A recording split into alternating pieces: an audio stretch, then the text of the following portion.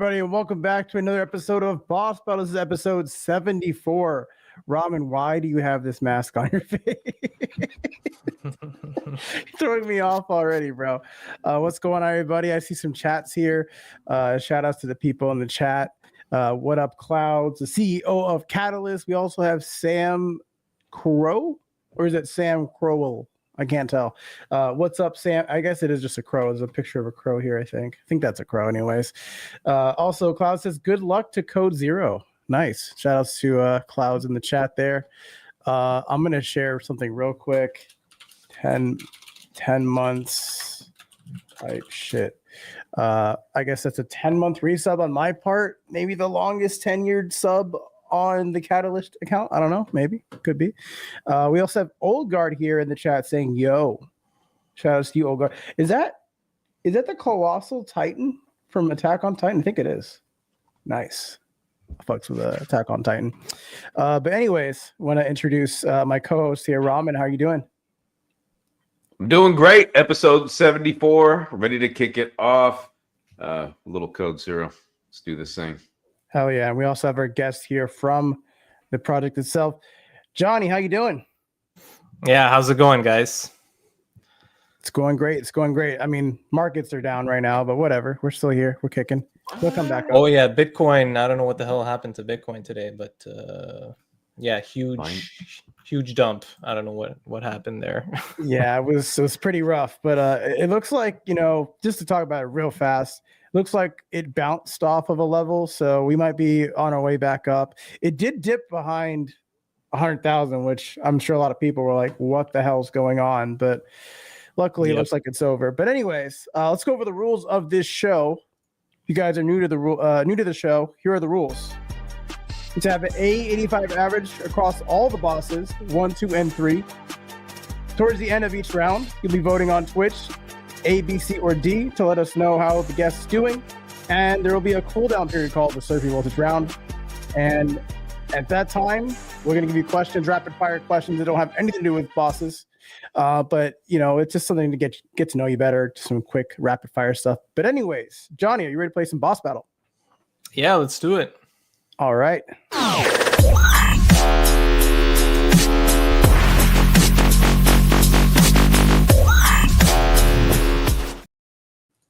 All right, first question here says, Code Zero comes from Disruptive Labs, positioned as a performance-based gaming platform where earnings are tied to skill. Walk us through the origin story.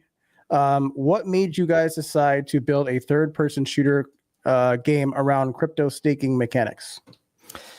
Yeah, so obviously the battle royale scene right now is pretty saturated. So there's a lot of battle royale games out there. PUBG and Fortnite, those are two of kind of the huge games out there. Obviously, they're not crypto games, they're not Web3 games. But after we were looking at the market and looking at all the Web3 games that were out there right now.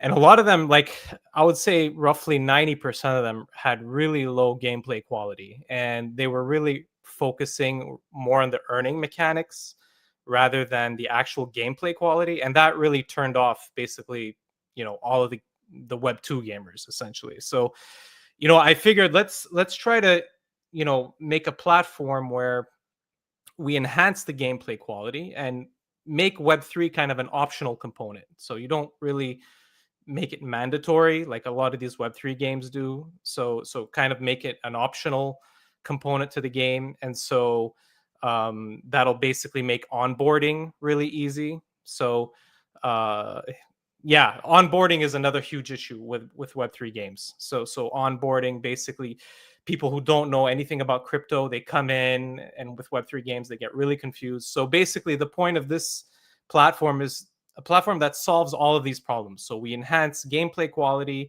make onboarding really easy for users. And the other major issue, of course, is cheating. So there's a lot of cheating in games. And typically, how is cheating handled in mainstream games? Players usually just get banned, right? That's how it works. But what do these users do eventually is that they create a new account. So that's not like you're not really helping the system here. They're just, there's no real repercussions to cheating. So Code Zero tries to basically handle these cases, and of course I can go more into the details of how we do that. But yeah, that's kind of what we're doing. So back to the battle royale, we're trying to incorporate a cyberpunk theme to do something a little bit more mature, let's say. Something similar to Off the Grid. So Off the Grid is a major kind of title out there, but we're trying to do something a little bit different than what they are. Obviously, they're more into the traditional battle royale. We're doing something a little bit different in terms of the earning mechanics and some of the gameplay mechanics as well. I'm kind of interested into what they do. Oh, sorry. No, I was just gonna say, I love the first thing that came out of your mouth was like, most of the stuff that's out there isn't gameplay focused, and you're right. Like it isn't. The big selling point about these games so far, like the narrative has just been, price go up, game is good, and that's just not true. Like it's just not reality. So I just wanted to say, like, I appreciate that you said that. Go ahead, Roman. Sorry. No, I like the fact that he said they like to go a little bit further, a little bit more granular on the cheating. And for me, like I'll always hate them because it sucks playing, being an honest player these days. But if you look at any FPS, TPS, Battle Royale, he's right. People just create new accounts, whatever. So I'm curious, maybe he's using something like AnyBrain or some other type of service to help catch these cheaters. Like what are you guys doing, and like what are you doxing them and putting out their home address to prevent, like what's happening? You said what's the next step? I'm like, well, don't leave the cliffhanger, like tell us what you're doing. Yeah, for sure. So let me go into the details of that. So the way the game works is, so I'll explain the crypto part of it. So what there's this part that's called what we'll call skill to earn. So what is that mechanism? So the way it works is that you stake into a pool before a match starts. So let's say there's a pool in a match, and you stake, let's say 10 polygon, 20 polygon, whatever you want, right? And then at the end of the match, this pool is divided to all players based on performance. So there's basically metrics that are scores that are calculated for each player based on things like, for example, their KDT ratio, damage dealt, damage taken, shooting accuracy, and even the quality of the opponents that they're beating. So if they beat high quality opponents, that's also taken into consideration into the score. So there's a score that's calculated for each player, and then the pool is split to each player based on their performance. Now, how is the cheating handled in that? So the thing is, they're staking into this pool before the match starts, right? So the thing is that after the match is finished, we use basically some machine learning algorithms to detect cheaters. And if we detect a cheater, their stake is revoked. So in other words, there's financial repercussions to cheating. And that's a huge thing, right? Because in other words, there's an actual repercussion to cheating. Whereas in the other cases with typical Web 2 games, they just cheat, they create new accounts, that's it. But here, if you cheat, your crypto gets taken away. And then the best part is that this crypto that's taken away is given to all the other players who didn't cheat. So it's distributed to all the non-cheaters. So in other words, it's basically kind of like a Robin Hood setting. You steal from the rich, give to the poor. Well, no, it's not really analogous to that, but that's how it works. In other words, there's a financial repercussion to cheating. And so this will significantly deter cheaters in the Web3 space. Right. And of course, it's probably, not foolproof, right? Because I'm sure people are going to be like, oh, is it 100%? I'm sure some things. But for most of the people that hear that, though, it sort of actually removes the incentive for them to even want to try to attempt, because it just equates to loss of time. And that's it. To all the cheaters out there watching the show, I really want you to come try this game out with me. That would be awesome. Grab your cheating friends and let's play a game so I can win by default. So yeah. Oh, that might be a psyop strategy. Go to people that are known cheaters, but don't tell them that and invite them to come play this game and have them stake. Yeah. All right. I like it. Okay. And of course, the machine learning algorithms, of course, they can have false positives at times, right? So they're not 100% foolproof. But of course, people, if there is a claim that was wrongly, that the machine learning algorithm wrongly accused the person, of course, they can make a claim and we'll review the data manually and then proceed with that. Yeah. So you'll actually reverse an appeal on whatever was already distributed if something that you found out was like you're taking the responsibility as a platform. Is that what you're That's saying? right. That's right. We take the responsibility Wow. if the machine learning algorithm, because the machine learning algorithm is on us, right? We're the ones who are basically training and Sure. developing it. So it's on us if something goes wrong. Yeah. No, I'm just that's solid. You're taking the accountability for the platform, so that way no one's saying like, "Oh, you think what?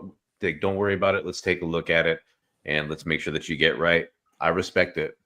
Yeah. Yeah, that's awesome. Note that this feature, of course, is still in development, so it's not fully functional yet because we're still in very early access. So the game is still in early access. We're still growing as a team and everything. So, but this is still in development, and it's still in the works. Yeah. All right. We do have a long-winded comment here from. This comment is so long that it's covering Johnny's I ain't reading thoughts all here. that. But I'm happy for you. Or is there a question in here? Let's see. What approaches are being taken to monitor cheating? You kind of went over that already. So I think you already answered the question, but you mentioned something about like KYC when it comes to claiming the prizes or earnings. Is there like KYC in this game as well, or is that just something that's not there? Yeah, so currently there is no KYC at the moment just because KYC kind of discourages people from coming in. And in Switzerland, it's not a required procedure. But of course, we do have to put it eventually once, we become more mainstream if we want, other countries to get involved and other players to get involved. We would have to put KYC in the countries that require it. So, but at the moment, since the game is in early access, there's no KYC at the moment. Yeah. Okay. Fair enough. Typical Web3 user attention span. No, listen, you have given 8 me questions in there. You gave me like a paragraph, bro. I can't read all of that. I mean, there was some good stuff in here though, like good questions and stuff. Good content. Let's move on to the next question here. I will not be harassed. Oh man, I'm just kidding. The game features a cyberpunk aesthetic with abilities like teleportation, flight, and time dilation.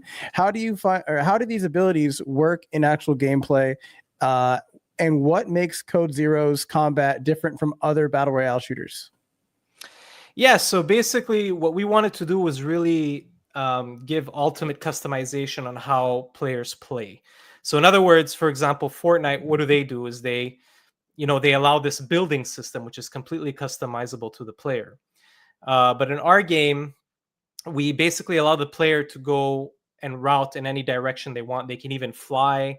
They can do many, many different things, teleportation, time dilation, which is an effect that where basically the time is halved for other players when they're around you within a certain radius. So there's a lot of different kind of items and mechanics that you can use in the game that aren't really available in other shooters that I've seen. So we're really trying to innovate in terms of the gameplay and also the items that are used. But of course, there's other innovative features. So the gameplay is one, but I would like to talk about also the NFT creation tool that we have. I don't know if you guys are going to get to that at some point. But this is a really cool feature that we plan on adding as well. This is also in development. So this is a feature where we allow players to import their own weapon meshes. So for example, you can create your own weapon mesh with any tool you want. You can even buy it or whatever you want. And then you import it into the game. And in the game, there's a standalone tool for that. And then in the game, you can set all of the attributes you want for this weapon. So for example, the VFX, the SFX, the bullet speed, the damage, all these things that you can set. And then you sell it in the marketplace. So, and you can also mint as many as you want. So if you want to make it super rare, you only do like 5. If you want many players to own it, you mint 1,000. But really here, this is really giving the user really true customization because they can design whatever the weapon they want on any tool they want and import into the game and sell it to players. So this is really giving true UGC to the players or user generated content. Yes. Right. Right. No, I like that. I think UGC is a real missed opportunity, and what I mean by that is like not enough devs want to like put that in their games. Like you think about like you're trying to make an economy or ecosystem. That's really like kind of crucial in my opinion if you want Oh, yeah. that. And also you want your community who wants to do things in your game, and if you have this like layer of like, okay, make the game your own type shit, I think that's a huge draw in. So Right. I do think that's, you know, something to be said for sure. Right. Now there is other features that we're also adding. I can get into them of what's going to basically differentiate us compared to other shooters out there.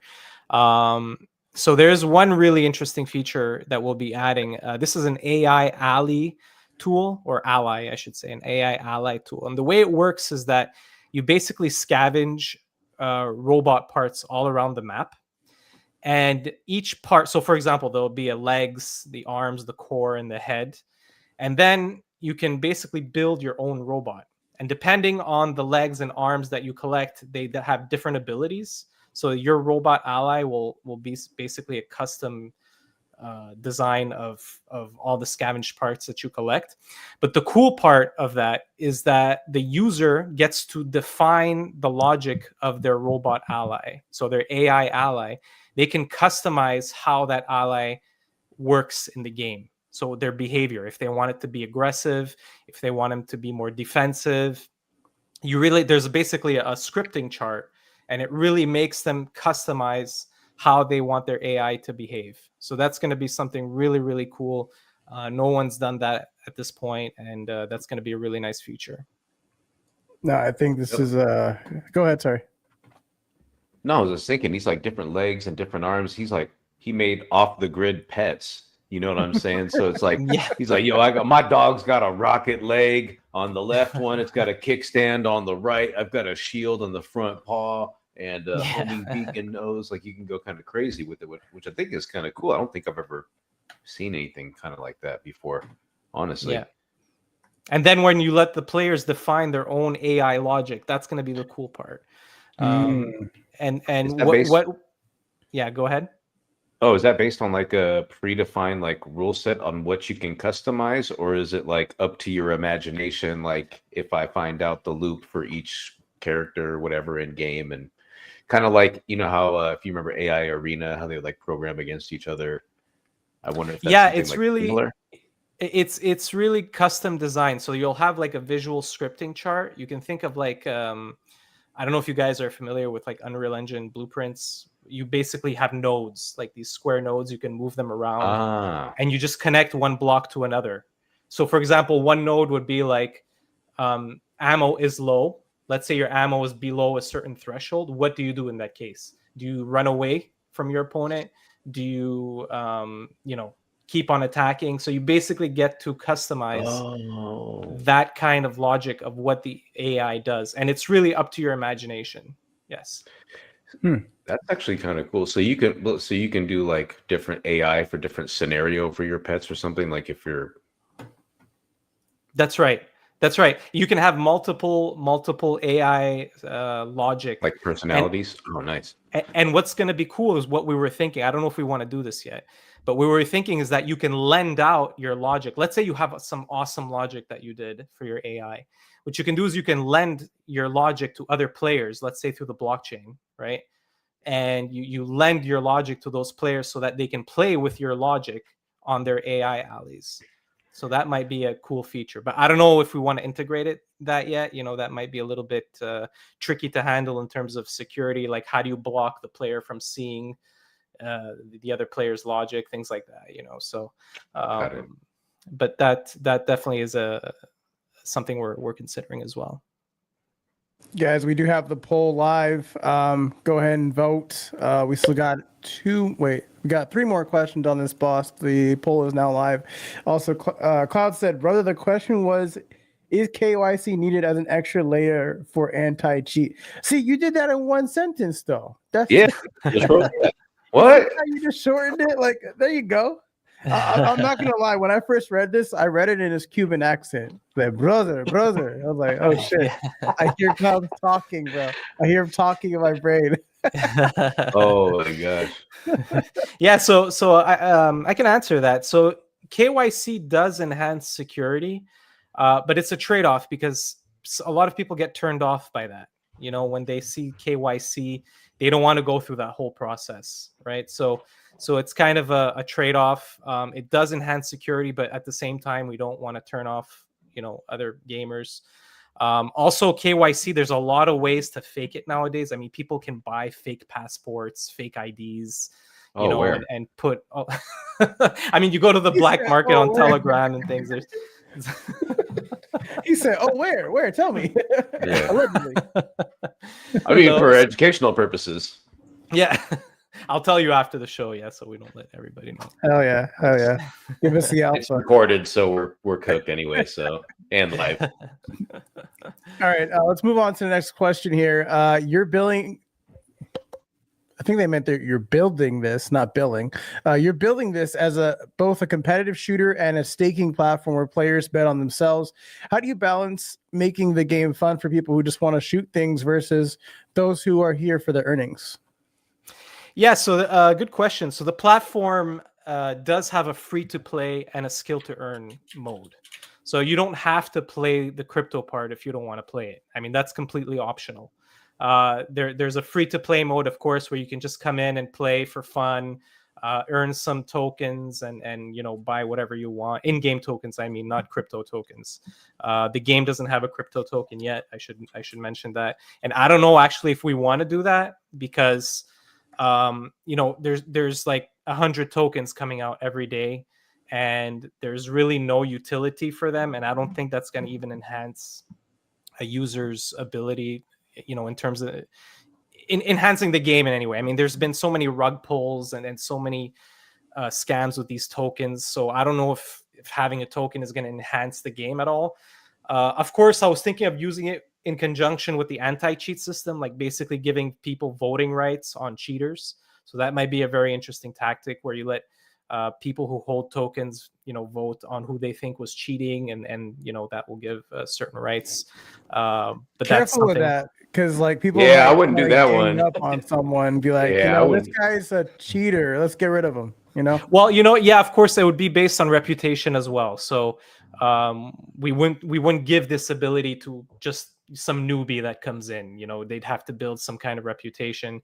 But of course, yeah, that's a good point. I mean, you'd have to be careful on how to handle these things. You're asking for more people to like hop into your DM section and be like, what the hell? Like, why was I banned? I just joined the game. Yeah. I've seen so many scenarios that play like that in Web3, but just in gaming in general. So like, yeah, I would be a little cautious on that, but I understand like where you're coming from with that for sure. Yeah, but that's why I'm hesitant to even, you know, create a token in the first place. So right now there's just kind of game tokens similar to like, you know, Fortnite's V-Bucks, for example. So you know, just kind of regular game tokens that you can earn, you know, doing different tasks. But yeah, like I said, there's a free to play mode, so you don't have to get involved with the crypto at all if you don't want to. Yeah. Gotcha. Let's move on to the next question here. It says the website mentions fair staking tournaments and custom modes where players create their own betting conditions. Walk us through what a typical staking tournament looks like. Who puts up the money? How are the winners determined? What are the payouts? Stuff like that. Yeah, so the game has this mode that's called Custom Protocol. And the way it works is that, and players can create these, by the way. So it's not just us. I mean, anybody can create their own matches. And they basically can state their minimum and maximum stakes for each match. So for example, they can put their minimum to be 1 polygon and their maximum to be 100. So in other words, that's the range of stake that players can stake in these matches. They can't stake outside of those ranges. And anybody can stake in, but they can also they can password protect their matches if they want as well. So for example, if they don't want certain players to come in, if they're scared of cheaters or whatever it is, they can password protect them and then just make a certain group of players enter the matches. And so the payouts, the way it works is, I think I had mentioned it earlier, is that it's based on performance. So there's a bunch of skill metrics that are taken into account to calculate a score for each player at the end of the match. So like I said, there's the kill to death ratio, the damage dealt, damage taken, shooting accuracy, also the quality of opponent that you are eliminating. Also, there's an engagement score, which basically says how aggressive are you in the match, because obviously there's going to be snipers that are just sniping, campers basically, and so those guys are going to be not penalized, but the other guys who are more aggressive are going to have a boost in their score. So basically all of these metrics are taken into account, and there's a score that's calculated for each player, and then basically that pool, the staking match pool, is split to all the players. So it's not just given to the first place player, it's given to everybody. So everybody gets a piece of the pie in the end. It's not just first place. Like, for example, if you think about poker, it's always first place who wins, right? So it's not really fair. It's just the top guy who takes the whole pot. In this case, it's performance based. Everybody gets a piece of the pie, and it's based on how you played. And I should mention as well, it's not just based on how you played, but it's also based on how much you staked. So if you stake a lot, it means you're risking more, right? So if you're risking more, it means you should have a bigger piece of the pie if you have a good score, right? So that's also taken into account. If you stake very little and you have a huge score, well, you're not going to get a lot because you didn't risk a lot, right? So that's also taken into account. So what are we staking then? Are we staking ETH? Are we staking in-game currency? What's being staked? Yeah, so currently the game has two modes. Two tokens you can stake. One is Polygon, and the other one is Ethereum. Okay. Of course, Ethereum is not used at all because of the staking fees. It doesn't really make sense not the staking fees, the gas fees. Right. They're just way too high. I mean, it doesn't make sense to use ETH, so that's why everybody uses Polygon. Eventually, if we make our own game token, then we might consider using our game token instead, but I think just using one of the big tokens that are out there, it's just easier for everyone at this point. And Polygon's gas fees are so low, it's like in the millicents, so it just makes sense to use something like Polygon. Fair enough. Yeah. We're down to our last question here on the first boss, and it says Code Zero launched on Epic Game Store as a free early access game. What's the current state of the game, and what works now versus what's being built? Yeah, so currently it's still in early access, and let's say it's in a alpha stage. So it's basically in an alpha, but the game is functional. I mean, it's playable. You can play it. But of course, there's more features that we have to finalize. For example, that AI Alley tool I talked about earlier with the player-driven logic, the NFT creator tool, and the anti-cheat. Those are like the three core features that are currently in development and are going to be finalized within the coming months. Yeah. Gotcha. That's going to do it for the first boss. We're going to go to our special announcement. I think the link is working today. We got a link here today. So it's Ramen's favorite time.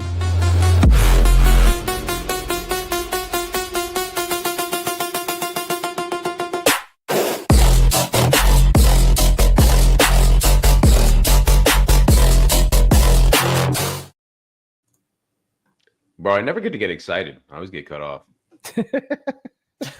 But I appreciate it. I mean, it was my favorite time. You get cut off. You're excited right now. You good?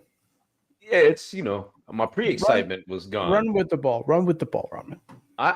I do it. I also run with scissors. All right, favorite time of my show. Oh yeah, you know what it is. It is free 99. My favorite price. Make sure you go and collect this badge, folks. It is out there under the Catalyst OG account. And why do you want to collect this badge? Because you want to add that to one of 70,000 badges that we currently have inside of our badge collection. Not 70,000, but that's what it looks like to me.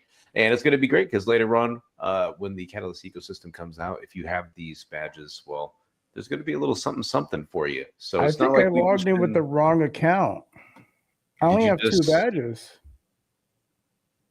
That's your dedication level, but it's going to be great for when we launch this for the Catalyst ecosystem. So like my account with many badges will be awesome.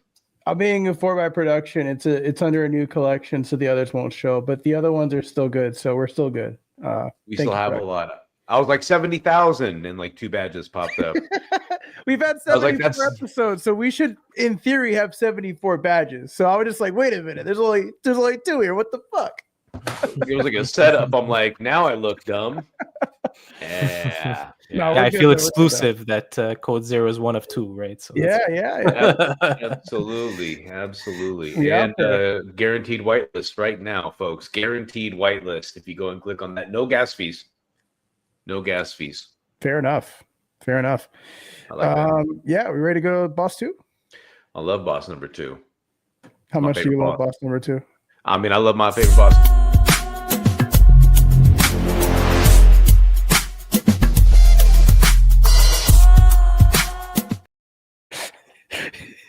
You can give me back on the last one if you want. Honestly, folks, you know what it is? I was just a DEI hire because I'm a box of noodles. They needed a box of noodles to help co-host a show, and I happen to fit the profile, and he just treats me like this. Bro, Robin, someone commented on the X post, and they said, why does he have a box on his head? Talking about you. And I said, he's Ramen Cash. That's why. You don't see? I literally have ramen and cash. You got to get closer because he will think it's just like leaks or something. You want to see the egg? Egg. Hold on. Scrolling down. Right here in this section. And look at the physics on these noodles. I don't know if anybody ever noticed. They sway. I mean, so like when I'm in that. Look at the physics on these noodles. That's crazy. Yeah, like when I'm in a convertible, they just blow in the wind. Oh, someone's taking it back. Old Guard is taking it back right now. Look at that. We recently changed the chain. Oh, it's on a new chain. What chain is it on, Clouds? Please 2 chains. 2 chains. What? Oh, I thought he said yo, but he said yolk. I think like egg yolk. I get it. He said yo. Arb. We're on Arb. Arb. Okay, sorry. All right, yeah. Boss number 2. I don't know. My thunder is gone, but are you ready, Johnny? Let's go. I'm ready. I mean, don't sound too crazy about it. You'd be like, let's have it go. You can let's go, man. It's too, by the way. I can't really scream because it's 12:45. I think my kid's sleeping in the other room, so I can't really scream. Oh, yeah. But you remember, you're the boss. So I'm the boss. That. Okay, that's right. You're the boss. Exactly. All right. Question number 1, boss number 2. Your Discord has about 534 members, and your X account shows sporadic activity. For a live game on Epic Store, those are very small numbers. Who worded this thing? Make this sound terrible. What does your actual player count look like, and how many people are playing daily? Daily. I mean, usually weekly. We go through weekly active users. We have a couple of like dedicated users. One of them is Old Guard. He's like the guy who's in the chat right now. He plays, pretty active on the game. But typically weekly active users, we have about 100 right now. So again, the game is still in early access. So we're not really promoting the game as high right now. We are partnered with Immutable. So Immutable is going to basically help us kickstart the marketing campaign once we implement the core features, because we don't want to start marketing once the core features are implemented. So that's why we're not really pushing the game right now, because people might see that the game is incomplete, basically. So we want to make sure that, before we fully push marketing, that we have the core features implemented. Well, Johnny, if it makes you feel better, in Web3, everything's still incomplete, so it's all right. It's pretty much 99.999%. That's cool though. Mutables. So will I be able to, hypothetically speaking, air quotes, be able to see you in the thing to get gems and quest? You said for Immutable, is that what you're talking about? Like in that campaign sense? Yeah, eventually, yeah. Like once the marketing campaign starts. So there is a deadline. I think it's in end of January, where basically we have to start marketing and promoting, and they'll start kind of leveraging Code Zero. So, but of course, we haven't done any marketing. So these social media numbers that you see, this is basically with zero marketing. So this is really, and of course, no social influencers or anything like that. So we're just kind of waiting for the right time to start marketing to everybody. Yeah. Oh yeah, don't pay for those influencers. They're expensive. Yeah. Fools. No, that's cool. Uh-oh, are you about to play a video? Let's go. See, I muted it, I paused it, and when I hit play, it muted again. That's why I hate X. It's like it doesn't stay muted, it doesn't listen to you. It's just like, I'm gonna do whatever I want. Okay, all right, X. I tried. Did you hear that, Elon? Sounds like somebody wants a shadow ban. All right. Yeah, We're gonna move on. Better. That's it. Oh, that's cool. Look at that. Oh, look. Wait. There's some jetpack action. Oh, wait. There's some flying. Wait a minute.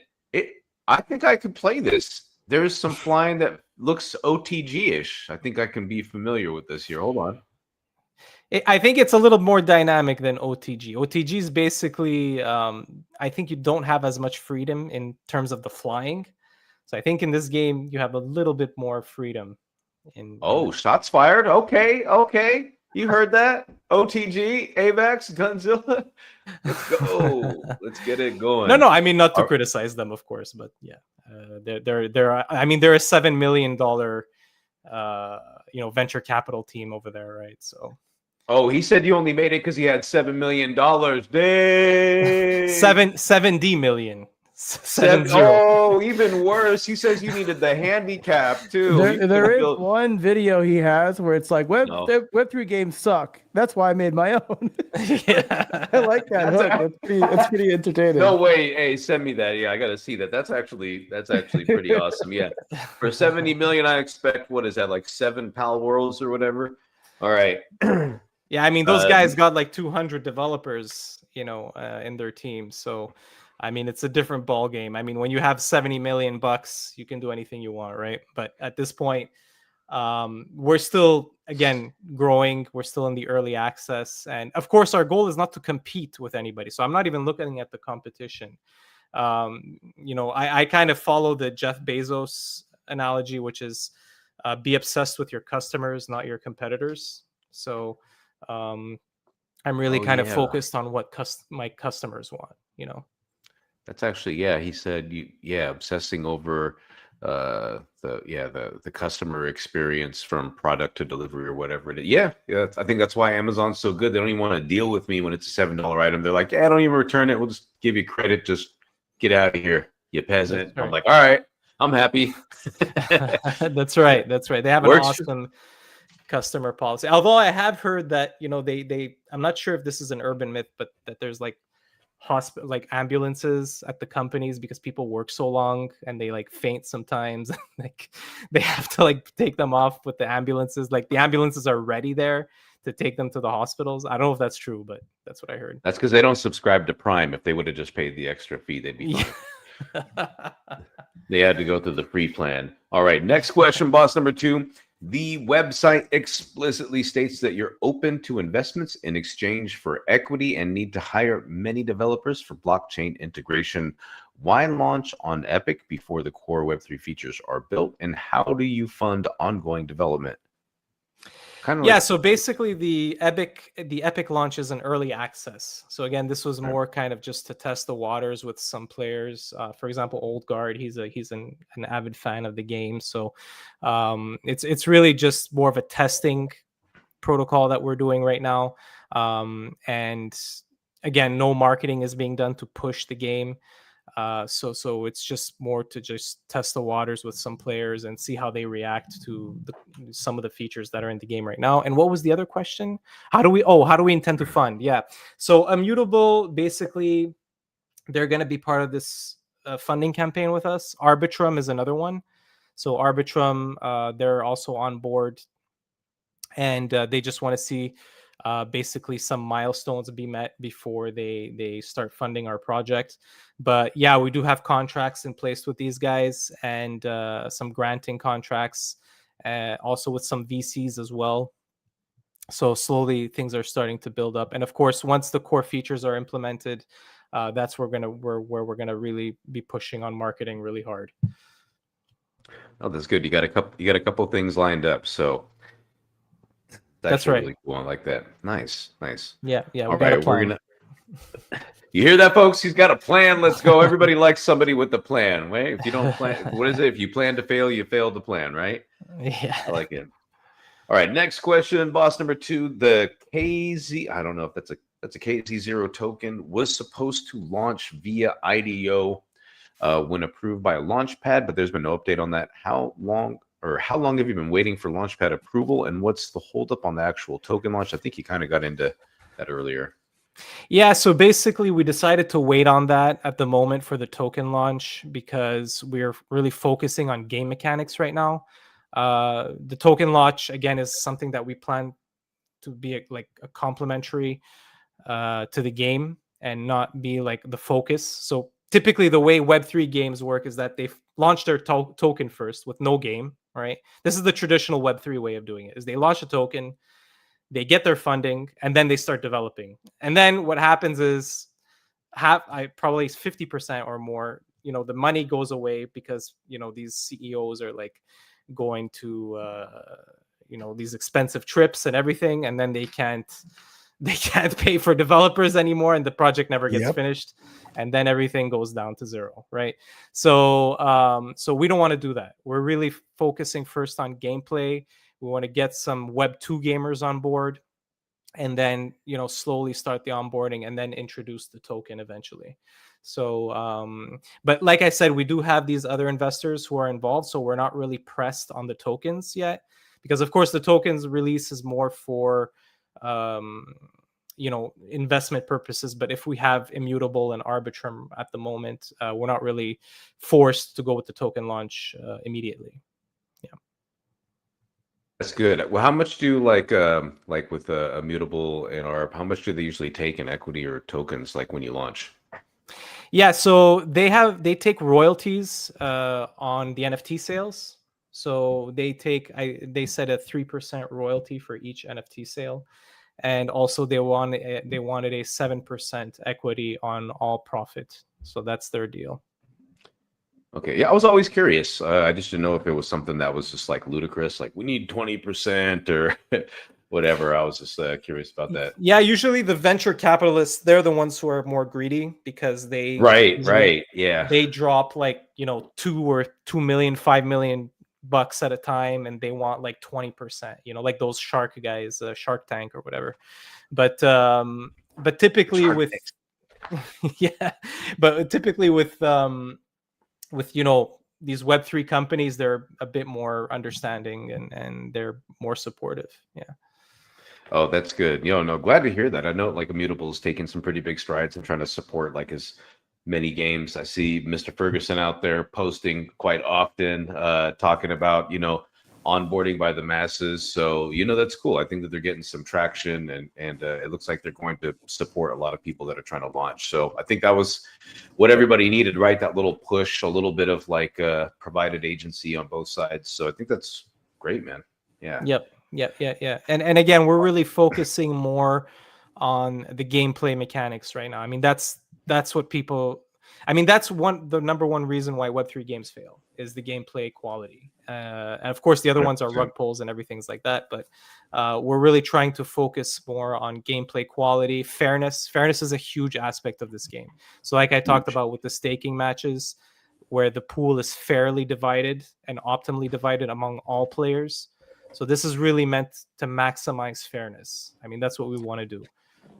I like this. Old Garden here. At first, I thought I was getting in trouble. He just said my first name. He just said Ramen. And then he's like, have you downloaded the game? I have not, actually. Well, what I was going to do, because I heard that you're the best at that, I was like, well, how great would it be if I just started on hard mode and just went and played Old Guard? Yeah, he's pretty good. Old Guard's pretty good. So, I mean, without he actually hustled. He actually hustled a game night a couple of weeks ago. We had with another child, and he bet big. He basically staked big in the match. Everybody staked like one polygon. He came and put like a bunch of polygon, and then he wound up finishing at the top. And because he staked a lot, he also won the majority of the pool, right? Because remember what I said is that if the more you risk, the more you get back if you score well. So he kind of hustled everybody. He took the whole pool there, but it was fun. It was fun. So have you met Nopera yet, Johnny? Nopera? No. Ooh, that might be a good matchup, actually. Nopera versus Oldguard. That's what I want to watch. Oh, that'd be a good one. Yeah, that'd be a good one. Not gonna lie. Okay. You know, Nopera is another cracked FPS, I guess, third-person shooter as well, gamer as well. Wait. Yeah. What if we didn't want to play and we just wanted to fund the position? Like, I wanted to put Pauly on Nopera for like a staking thing and then just like spectate, kind of like a almost prediction. Right? Like, I want to add to the pool to make their stake bigger for more risk if they can't afford it, but I get a little piece of the pie. Like if you're at a poker table, you're like, oh, you don't have the extra 10,000 to cover? Here, let me reach into my ramen cash noodle pockets and hit you with the old 10 band. Yeah, that's an interesting I don't have that, by the way. I know there are certain games where you can bet on other players to win. I think on esports that's pretty popular, right? Where they do all this kind of betting. But I think there's a lot of collusion. Yeah, he's down in the morning, AM. Yeah, I think that there's a lot of collusion in those things, aren't there? Like when you bet and then someone purposely loses or something. I don't know. I've heard of stories. Ooh, I didn't even think about that. You're right. Now we're getting strategic. Yeah. Oh, yeah. I mean, when there's money involved, people are going to do anything, right? By the way, guys, the poll is live. Please go and vote.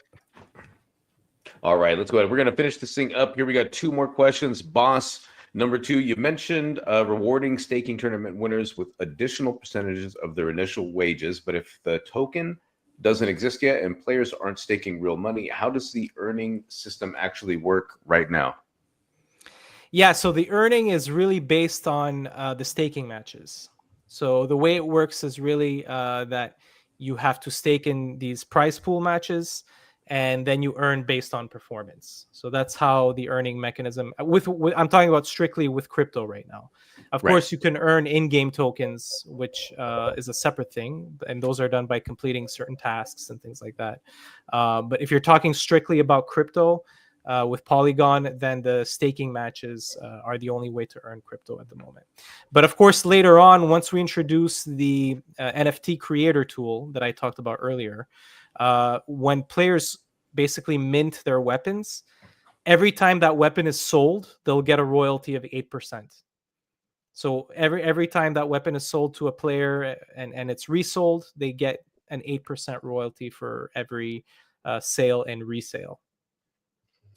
Nice. That's gonna be interesting. I have to get good again with Meshy AI and scenario, and maybe I can get some assistance to help make something that doesn't require me to actually be smart. I think that'll be awesome. Oh, Ramen, I got like 80K worth of like openart.ai that I'm probably not gonna touch because I'm using Sora now. If you ever need to tap into that, just hit me up. Oh, you know what? I might need to tap that in. Because we got VO on there. There's Sora as well, but like I don't know why they would charge for Sora if it's free on the. I mean, it's not free. You gotta have a subscription, but you know, it's like they charge a la carte on that website because they're just like offloading the work onto their website, so they just make a fee or make a profit that way. And now that Sora is like so good, I'm like, I don't need this anymore. and they charged me today, and I was not ready for that. I was like, oh, okay, cool. So forgot to cancel it. I have a lot of credits. Just hit me up. All right, got you. Good to know. Lots of credits. Remember to cancel, folks. Always remember to cancel for real. Remember to. They cancel. won't remember that make you an forgot, app. or they won't. You know what? I forgot. What if I just made a mobile app where when you sign up, it just auto cancels everything for you? Be like, you don't even have to do it. Just you'll never have to pay because I think there is an app for that. God bless them. Like there's an app that you can go and see all your subscriptions if you're still active. Like it'll find. No, I mean like you go and it automatically knows the end date, and then it just automatically unsubscribes for the end date. Hands free in the background process. I'm signing up for everything. We definitely need that for sure. Yeah, I live my software 7 days at a time, fam. Let's go. All right, we're gonna get on to it. Last question from the second boss. The game was also called Crypto Clash at some point based on Epic's URL structure. What caused the rebrand, and does this project have a history we should know about? Yeah, in fact, the rebranding was really just the name. Initially, that's correct. It was Crypto Clash, but I think that was very cliche, and it was also turning off a lot of Web 2 gamers. So, because I've done polls around Reddit, and gamers, Web 2 gamers specifically, are extremely skeptical about Web 3 games. Anything with the word crypto, and they run away. So really, we really had to change that name, especially if the game has a free-to-play mode, so they're not forced to use crypto. So I think, removing the word crypto, I think, was a strategical move in terms of the branding. But in terms of the game itself, the game features remain the same. Nothing, there wasn't any major changes. I mean, there's only updates. We basically make, regular updates, but nothing in terms of the a history or negative history that about the game. Yeah. No, that's great. And listen, even as a Web3, Web2 hybrid player, I also agree. Like, if you've got a game that comes out and it's called like Blockchain Buddies, probably gonna miss me wide and far with that one. Not receiving that one, or anything that has to do like NFT sniper. I just automatically, I think what happens is our brain is so programmed to think dumpster bin that you don't even give it a chance. So I think that's actually that was a good rebrand move.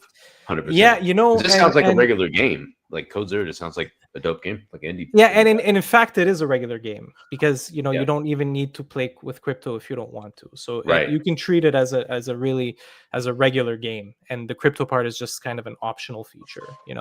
But I really, the social media is the issue with the negative skepticism around crypto. I mean, that's really the problem with it. Not only that, but there's been so many rug pulls. There's been so many scams in these projects.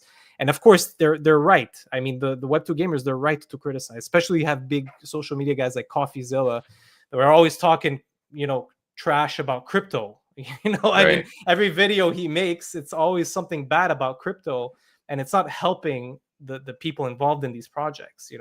So I know it's these people are after content, but in the end, they're also kind of devaluing real projects, like what I'm trying to do, something fair, something unique with crypto. And you really have to, I think education is key. I mean, really, we have to educate people as much as possible to make them understand what crypto is, because half the people don't even know what it is. I mean, you ask people what is Bitcoin, they don't know what it is. They'll just tell you, oh, it's something you buy on the internet. It's a scam. Money. It's a scam. Yeah, exactly. So there's a lot of lack of education in this field, and I think I think with my social media channels, eventually I'm going to start pushing more videos about that. Yeah, that's true. And if you need a new what's the new trend meta? Oh, North Korean hackers. Yep, if your game gets rugged or whatever, you just tell them North Korean hackers gotcha. They should start their own social media because they're pretty popular right now. So, right? Isn't that it, Otto? It's like the new trend, right? Something went wrong with the game, rug pull. You got the North Korean hackers, bro. I don't know, man. You got Web2 gamers saying that Battlefield 6 isn't the best Battlefield, and then they say like, pretty fucking good, but like you got to go back to Battlefield Bad Company 2, and it's like, where are the custom servers? Look, it's 2025. There's no custom servers anywhere. Everything is matchmaking. Why are we complaining about it? I don't know. Yeah. Stephen A. Otto. This is blessed, man. Come on, man. No, I'm just laughing at the boss battle chat. Oh yeah.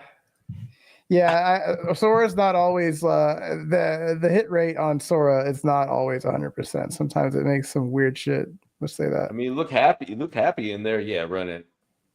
You want me to run it? Fuck it, I'll run it. Yeah, we're gonna run that. All right, that's gonna wrap it up for boss number 2. Johnny coming in firing. He's got the answers. I like what he's got so far with all the answers in terms of what they're currently doing right now with the cheating mechanisms, how they plan to deploy coming up in the future with a few different chains. And also, if you're out there watching from the Code Zero community, make sure you tell your other friends to come in and help Johnny out, and make sure you come in and vote, because it is those votes that are going to help you stay afloat inside of the boss battle boat, so you could go and beat the moat and tote the victory. I made all that rhyme.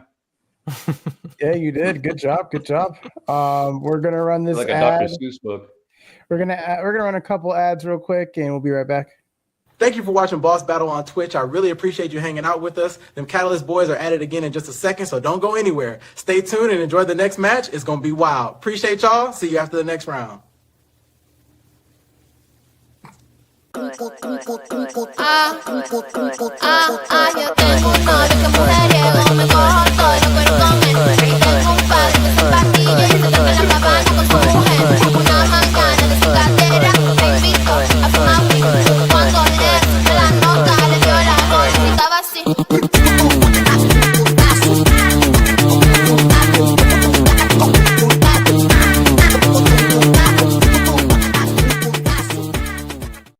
You know what else is inevitable with 3K? Bro, I was not ready for this pause that my AI self did. It just like paused and just, I didn't watch it that far. I was like, is he gonna say anything else? Then he goes, it was perfect. It went right into the thing. It's like when I get cut off before my thing. You're gonna say something, it goes right into the old video there, friends. Also, what the hell was above my head? There was some floating black thing that fell off of the fan. Your hairline. Nah, bro, the hairline's cooked, bro. It's cooked. It's cooked. All right, let's go to our next segment, the Slurpee Voltage Round. It's time for the Slurpee Voltage Round, sponsored by Slurpee Voltage. Feel the energy.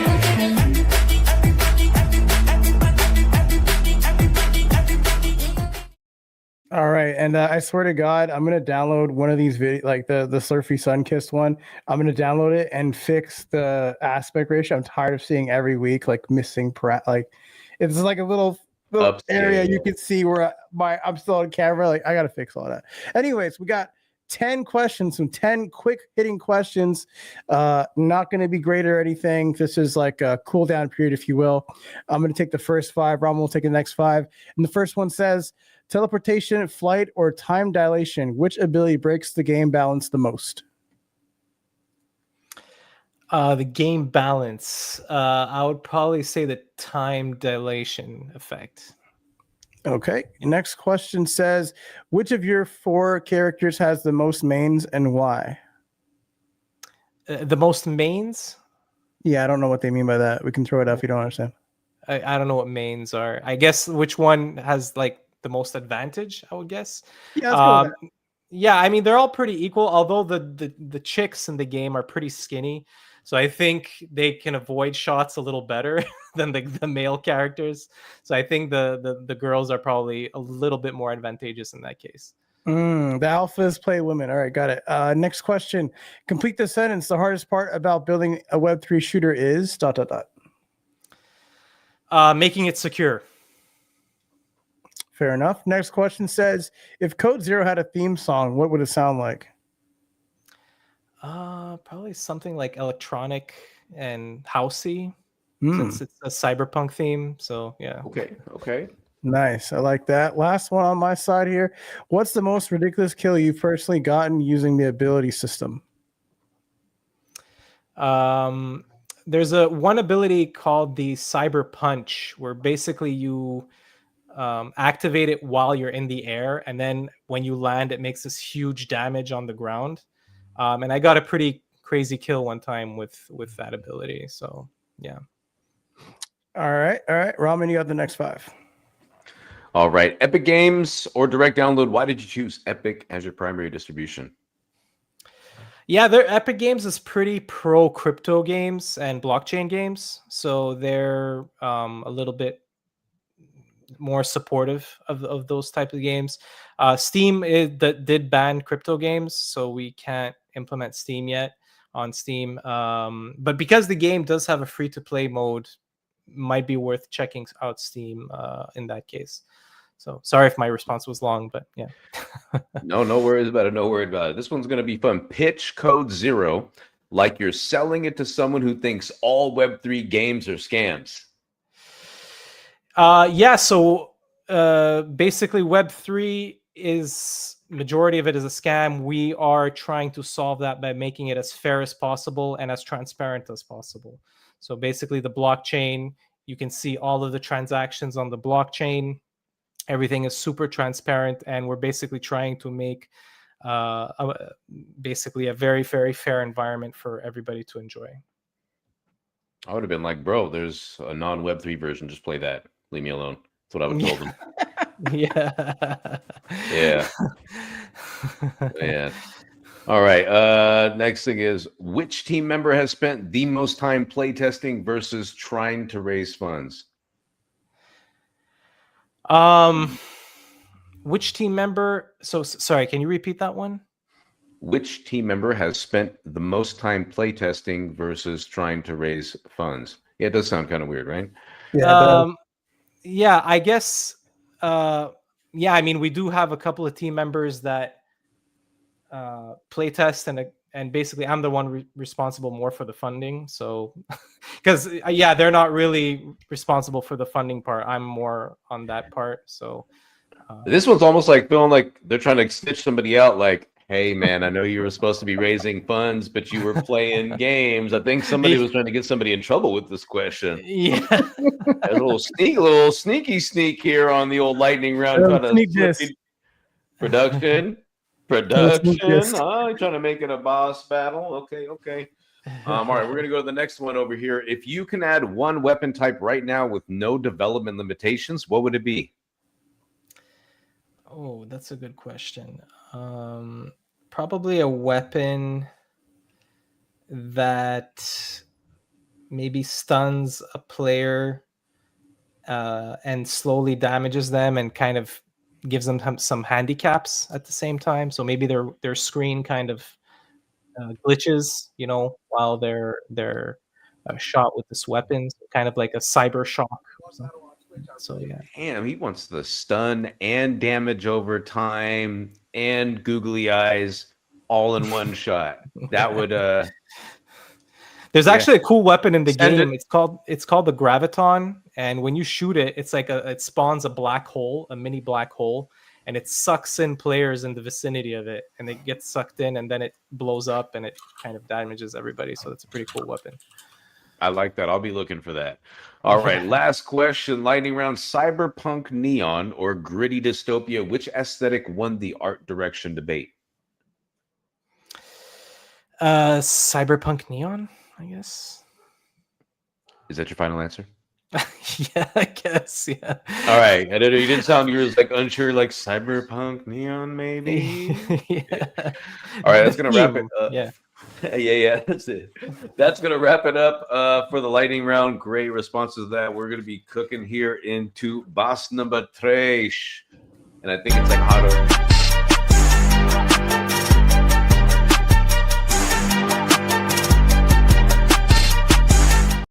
Okay, that time I thought you were done talking, and then you started again. Sir. Touché. You got me again. No, thrice. Seriously, you were talking, and then you paused, and I was like, all right, time to click, and then you started again. As soon as I clicked the button, I was like, fuck. You see how this goes, Johnny? He's the guy that's supposed to be. He's supposed to be raising funds, but this is the guy that's playing the game. I swear to God, this was not like the last one intentional. This one totally unintentional. Okay, I swear. You know what it is? Is he likes pho and like chicken noodle because he's got a basic palate and can't appreciate. How did you know I had pho? Ramen. Did I tell you? You look like a pho kind of guy. I haven't had pho. Actually, I go to the Vietnamese place. I get vermicelli or I get a sandwich. I never get pho. And I decided to get pho last night. So like that was, I don't know, the universe is weird tonight. Okay. You like the banh mi sandwiches or whatever, right? The banh mi. Oh yeah. They slap, bro. So fast. Yeah, I appreciate that. We went from like foes to friends in like 10 seconds. That's crazy. So yeah. Nah, bitch. On this class, we're going to be alternating asking the questions here. So I take one, Ramen takes one, etc. So the first question says, your tokenomics allocate 40% to rewards and player incentives, but most play-to-earn games have proven that giving away nearly half of your token supply creates unsustainable sell pressure. How do you avoid being another game where early players dump tokens on late arrivals? Yeah, so for the token allocation, this was an initial concept because, like I said, that we are not focusing on tokenomics right now because we're more focused on gameplay mechanics. But the question, I guess, is more revolved on how rewards are going to be distributed, right? I guess that's for basically sustainability. Yeah, and that's a good question. I mean, typically there's structures where you basically exponentially give out the rewards. So for example, every month you allocate a certain amount of rewards to be given out to everybody, and then that slowly decreases every year, so that basically over a 10-year period you'll have rewards to give to all players. But again, this is a structure that still needs to be finalized since we're not focused on tokenomics right now. And we're more focused on, like, producing the core features and gameplay mechanics and things like that. But yeah, eventually I will have updates on the tokenomics once we have a final structure for that. All right. Let's move on to the next question, and keep your eyes on the poll, guys. It should be going live here in just a little bit. All right. You're positioning Code Zero as fair staking where skill matters. But if high-skilled players consistently win tournaments, won't lower-skilled players stop participating once they realize they're just funding the winners? How do you maintain a player base willing to lose? That's an excellent question. So basically, the way we handle that is by doing matchmaking. So in other words, we match good players with good players and bad players with bad players. So even if you suck, you'll still be able to make a decent amount of earnings. So that's how we solve that.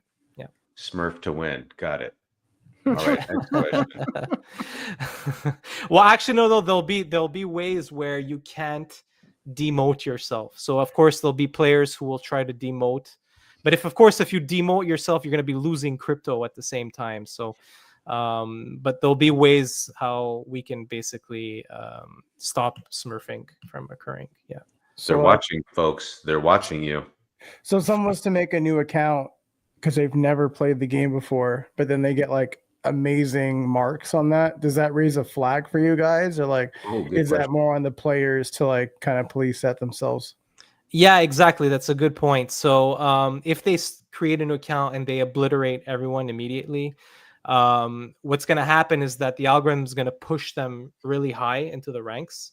But of course, they won't be able to stake after a certain amount of matches. So they can't play. They won't be able to stake immediately, let's say, upon creating an account. They have to build a reputation first. Gotcha. Yeah. Oh, that's fair cool. enough. Fair enough. All right.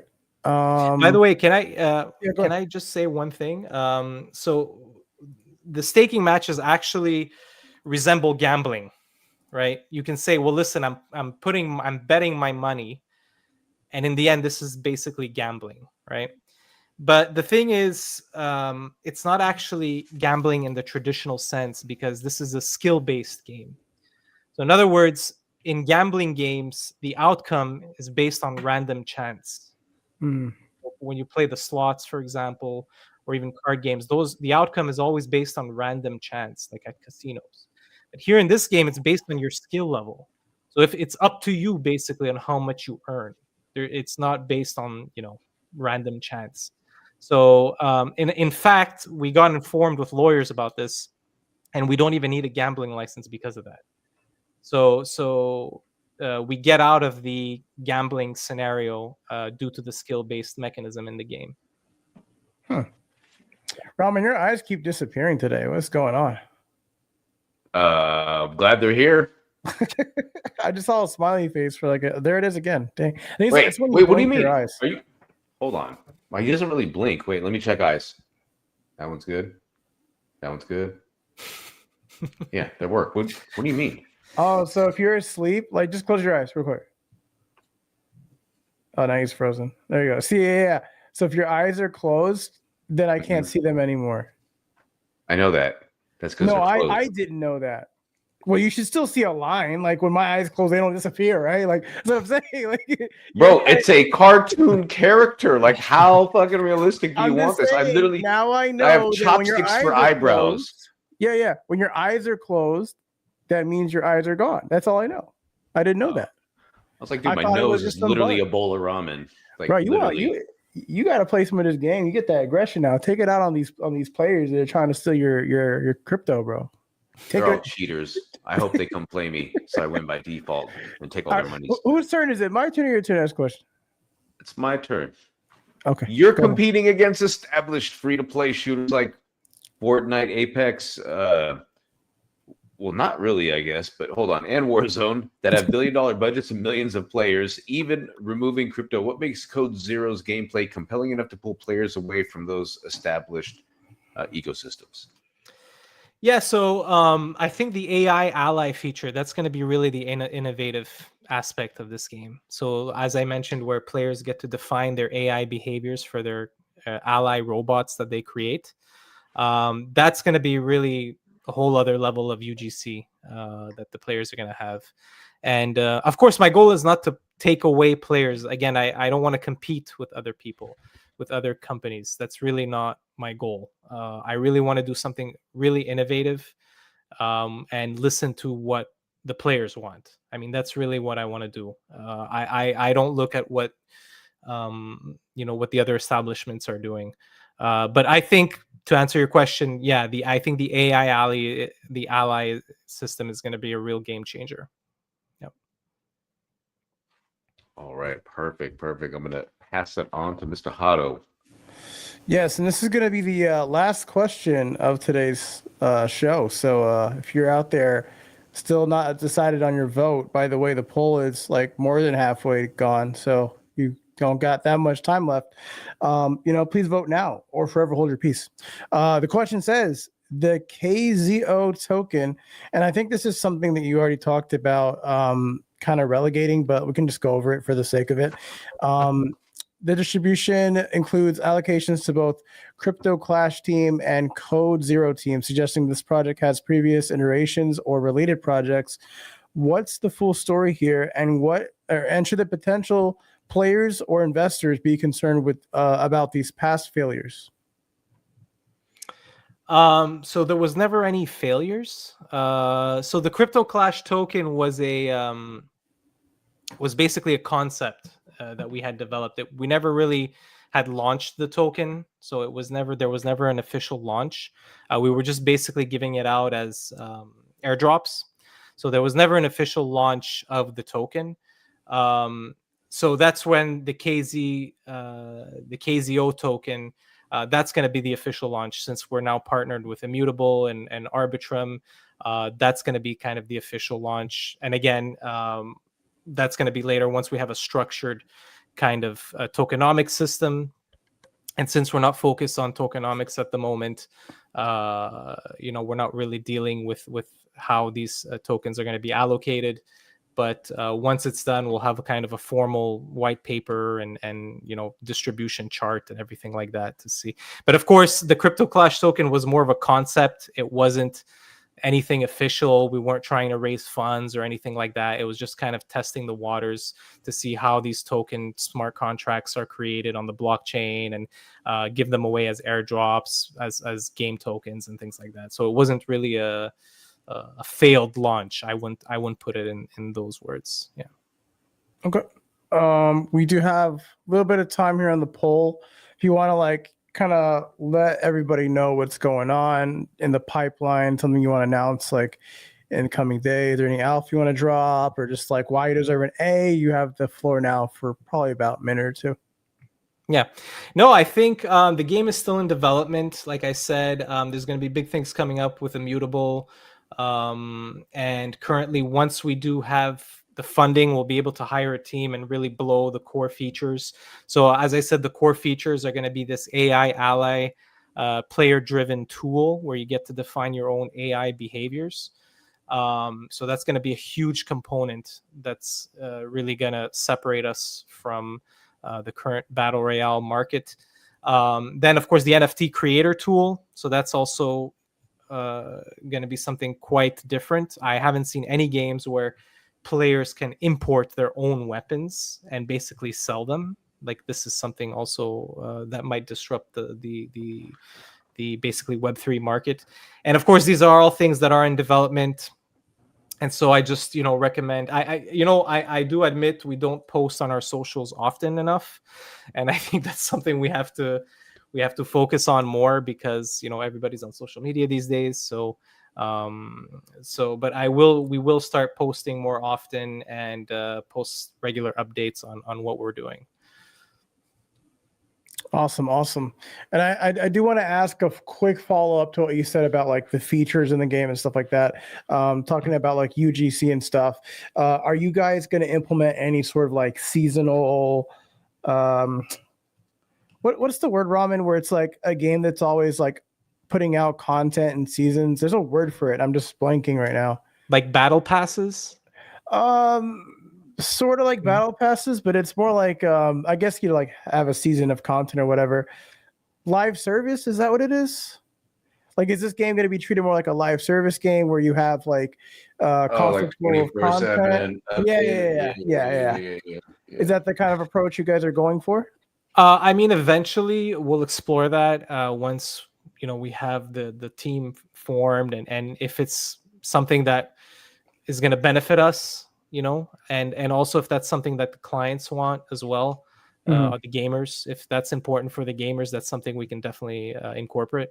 But currently it's not in the immediate plan to do that right now. Yeah. Gotcha.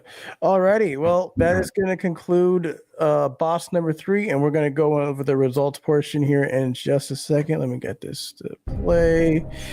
All right. Part of the show. I don't know why I'm shouting. We had a lot of questions, a lot of great responses, but how did Johnny do today against all the bosses? You guys want to know? You guys curious? Anybody? Ramen, would you like to know the answers? I want all the answers. What about you, Johnny? How you feeling? Yeah, would love it. Would love to know. Yeah. All right. We had some challenging questions, which I liked. Yeah. You did answer to the best of your ability. On boss number 1, scored 100 out of 100. Nice. Boss number 3, you scored another 100 out of 100. Fantastic. And I'll spare everybody else the suspense. Boss 2, he also got 100 out of 100. And I'm going to be honest, we have a lot of guests on this show, but he went into detail on building the game and building a picture of the game in your mind. And then when you see it on screen, it looks exactly like he described it. So I want to give some flowers to this guy for winning and defeating all the bosses. Let's go. That's great. Beat all the bosses. Wait, where's the thing at? Wow, you beat all the bosses. Congratulations. I was scrolling. Okay, let me scroll and get there. Yeah, Ramen, tell our winner what they won today. Well, Johnny, just like we had everybody collect those freaking awesome badges earlier for the game, well, we're going to have something that's really special for everyone that also beats all 3 bosses on the show. And similar to like the ones for the community, this is actually going to have some utility, not only for you, but also for your game inside of our ecosystem. Details coming soon. So everybody gets a little something. So I'm glad that you won today. And we're going to put that one on the trophy shelf, my friend. That's fantastic. By the way, is that a rare feature to get 100 on all 3? It is. Sometimes, yeah, it is very rare. We've been having a bit more higher rated guests because they're actually giving us game stuff, like gameplay, whatever. And the ones that don't do that, they don't get the hundreds ever. So Nice. if you're actually building a game, you got to show it off a little bit, people. I mean, come on. Fantastic. Let's go. I'll be looking for Old Guard once I download. Oh, you're gonna get shit on, buddy. Oh, did you already try it or? No, but when someone talks about their skill, like when I talk about let's play Smash, the reason why I want to play is because I know I'm going to beat everybody in the room, right? Like that. That's why I say that game. So like if he's talking about it in chat, like I expect him to be like, you know, accurate. I don't know. I think he's going to be scared because I'm going to be putting up like, you know, 3 polygon. I don't want to scare people off with big bets. Actually, you can create your own match, right? And put like 0.1 polygon as the minimum.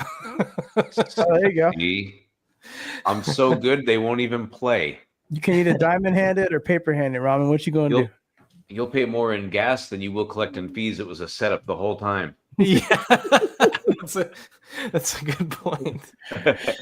Guys, guys, that is going to wrap up today's show. Thank you so much for joining us. If you haven't done so already on Twitch, please give us a follow. Follow wherever you're watching, X, Twitch, YouTube. I think that's all of them.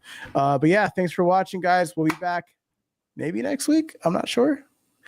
If we are going to be back next week, you'll see it on the timeline on the Catalyst page. Ramen, any last words? Any closing thoughts? Yeah, this dude really, he's setting it up. Look, he says, I'm not really good. Dude, I say the same thing when people ask what me a to play Smash. Cheese, bro. You can't believe he's laughing after, bro. Yeah, right. I'm telling you, I tell people when I go to a barcade or a bar and Smash Bros is there. I'm not that good. I'm not that good. Then I beat them. Right. They're like, all right, bro. They're always This pissed. guy has a syringe of Code Zero and shoots it up before gameplay, like, let's freaking go. I am Code Zero. I'll tell you guys on the line. I'll tell you guys, he even beats me. So Oh my god, yeah. And then he's like, well, one more time, audience. I'm not really good. Get out of here. These guys hustling at the pool hall. He lets you win one game for free. I'm like, yeah, I'm about to put up 400 pull. What in the F just happened? Yep. Now he will try. That's good to go. Good stuff, Olgar. Touche. I will see you on the battlefield, my friend, with not that much of my money. All right, guys. We'll see you next time. Peace. all right, take care.